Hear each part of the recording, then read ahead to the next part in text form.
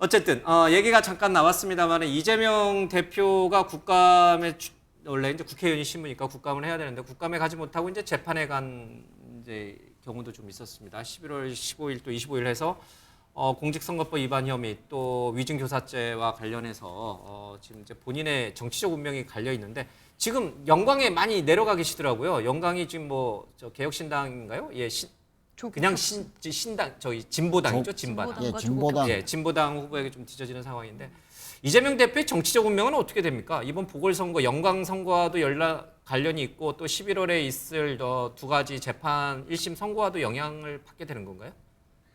우선 뭐 보궐선거 전망은 저희들은 야권 전체로 보면 3, 예. 뭐 또 국민의힘은 1 정도가 되지 않겠나. 지금 민심에 부산 근정까지 경우를 가져오신다는 보면은 계산이신 그렇게 거죠? 뭐 기대를 하고 있습니다. 예. 다만 이제 영광 같은 경우는 선거 막판에 진보당이 상당히 치고 올라와서 예. 계속 좀 유지되는 그런 예. 예, 그런 분위기라서 상당히 좀 긴장은 되고요. 그러나 전체 측면에서 보면 진보당도 야권이기 때문에 그런 면에서 본다면 뭐 진보당이 된다고 해서 국민의힘이 좋아할 일은 아니다. 뭐 그렇게 생각을 하고요. 또 검정구 같은 경우도 뭐 상당히 우리 야권 단일 후보가 약진을 하고 있어서 기대해 볼 만하다. 네. 그렇게 생각합니다. 만약 국민의힘 사법 같은 리스크는 어떻게 경우는 예. 처음 11월. 리스크는 영향이 있죠. 이제 두 개 중에 하나라도 유죄가 나온다 그러면 이재명 대표가 영향을 받을 수밖에 없습니다. 근데 문제는 이제 많은 이제 평론가들이 이야기하듯이 최종심 날 때까지 소위 이재명 대표가 그 두 가지 재판에서 설사 유죄가 나온다, 뭐 벌금이 100만 원 이상이 나온다, 그런다 손 치더라도 급격한 어떤 구도의 변화는 생기지 않을 거라고 봐요. 그래요? 왜냐하면 이재명 대표가 이미 경기도지사 선거 때 한 번 대법원까지 헌법재판소까지 가서 돌아온 일이 있잖아요. 그런 경험이 있고 그다음에 지금 민주당 지지층은 일관됩니다. 현재 검찰의 이 기소와 재판은 물론 법원의 판단이 유죄가 나오더라도 이것이 소위 말하면은 별건 수사, 그다음에 표적 수사의 결과물이기 때문에 이 부분에 대해서 이제 그 전면적인 정치 검찰의 이제 그 이런 예. 기소다 이렇게 보고 있는 거기 때문에 예. 지지율이 약간 하락할 수는 있어도 민주당 스탠스에 커다란 변화는 없을 거다. 당장 그리고 11월에? 중도층이 이제 문제죠. 예. 중도층이.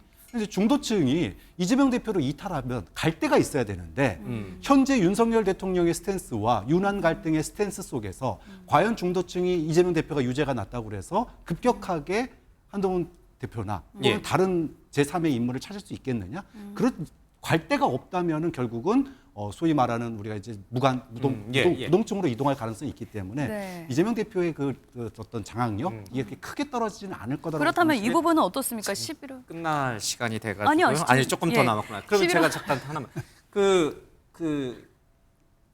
저 공직선거법 위반보다는 위증교사 혐의와 관련해서 더 유죄 판결이 나올 가능성이 높다 이렇게 이제 법 쪽에서는 보고 있더라고요.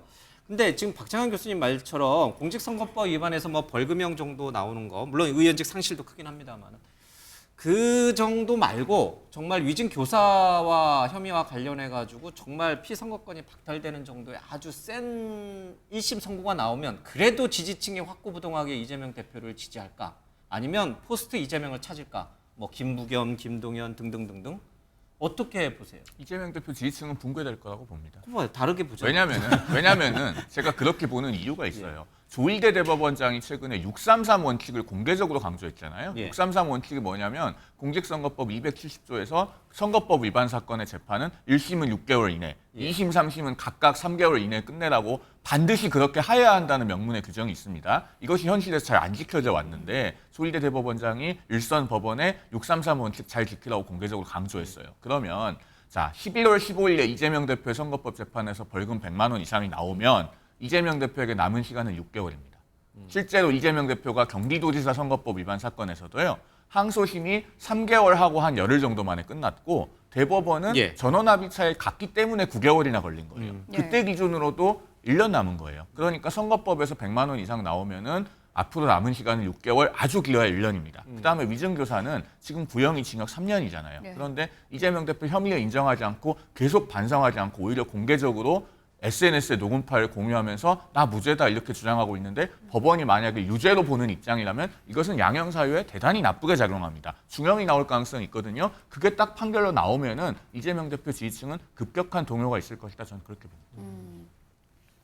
그러면 글쎄요, 그건 뭐 우리 송 대변인은 기대가 아닌가 그런 생각을 하고요. 기대예요? 예, 법률가로서 실제로 객관화시켜서 말한 게 아니고 예, 기대고요. 지금 뭐 당원들이나 지지자들은 윤석열 정권에 정말 그 검찰 앞세운 경쟁자 대권 후보로서의 경쟁자였던 정적에 대한 제거 작전이다, 탄압이다 이렇게 생각하기 때문에 무죄를 확신하는 지지자들이 훨씬 많다는 것이고, 설사 1심에서 유죄가 나온다 하더라도 그는 탄압의 결과이기 때문에 2심, 3심에서는 언제든지 역전될 것이다 하는 그런 믿음이 있어서 뭐 당분간 뭐 지지자층까지의 그런 부분은 전혀 이상이 없을 것이다 그렇게 보고 있습니다. 아까 재보궐선거에서 3대1 전망을 해주셨는데 기대일지도 모르겠지만요. 만약에 그 정도 기대했던 결과가 나오지 않는다면 만약에 민주당에서는 그 책임이 이재명 대표에게 쏠릴 수밖에 없는 건가요? 아니 국민의힘 같은 경우에는 선거에서 지더라도 한동훈 대표 같은 경우는 이거는 정부 탓이다라고 돌릴 수 있겠지만 지금 강화도나 검정구는 원래 여당이 텃밭이지 않습니까?